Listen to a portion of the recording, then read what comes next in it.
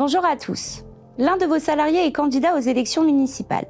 Savez-vous que vous avez des obligations spécifiques pendant toute la période électorale et même après? Explication dans notre JT de mars.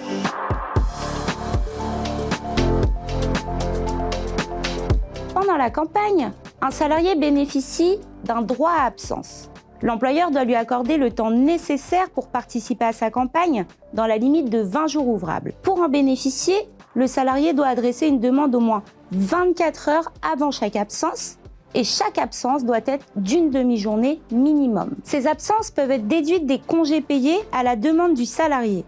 À défaut, elles ne sont pas rémunérées, mais avec récupération possible d'un commun accord. Dans tous les cas, ces absences sont assimilées à du temps de travail effectif pour le calcul des congés payés et les droits liés à l'ancienneté. Le salarié dispose naturellement de sa liberté d'opinion politique.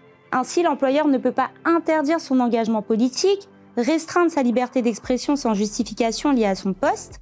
Il ne peut pas non plus prendre une décision professionnelle fondée sur sa candidature. Attention toutefois, le salarié reste soumis à son obligation de loyauté.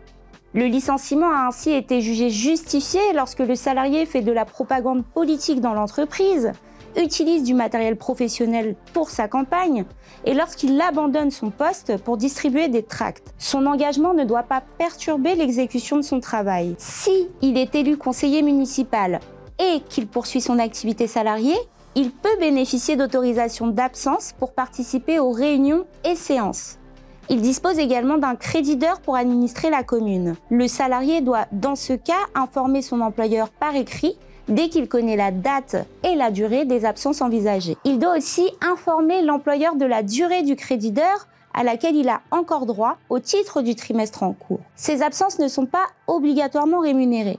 En revanche, elles sont assimilées à du temps de travail effectif pour les droits liés à l'ancienneté et aux congés payés. Le salarié peut demander un entretien en début de mandat et un entretien chaque année. Cet entretien permet d'organiser la conciliation entre son activité professionnelle et son mandat. Il peut aussi bénéficier d'un accès favorisé au télétravail si son poste est compatible et d'un congé de formation de 24 jours pendant son mandat. L'employeur ne peut ni modifier sa durée de travail, ni ses horaires de travail prévus par le contrat de travail en raison des absences liées à son mandat, sauf accord du salarié. Il est également interdit de prendre en compte les absences pour arrêter des décisions professionnelles. Enfin, certains salariés élus, comme les maires ou adjoints, peuvent demander la suspension de leur contrat de travail pendant toute la durée de leur mandat, sous condition d'ancienneté. À l'issue de son mandat, le salarié dont le contrat avait été suspendu dispose d'un délai de 2 mois pour demander sa réintégration.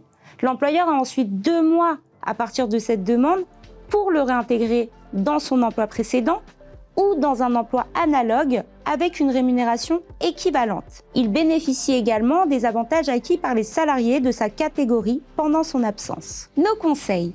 Anticiper l'organisation du travail dès la déclaration de candidature pour sécuriser la continuité d'activité. Formaliser par écrit les modalités d'absence et de récupération afin d'éviter tout risque de contentieux. Évidemment, nous sommes à vos côtés pour vous accompagner dans la gestion de vos dossiers RH. À bientôt!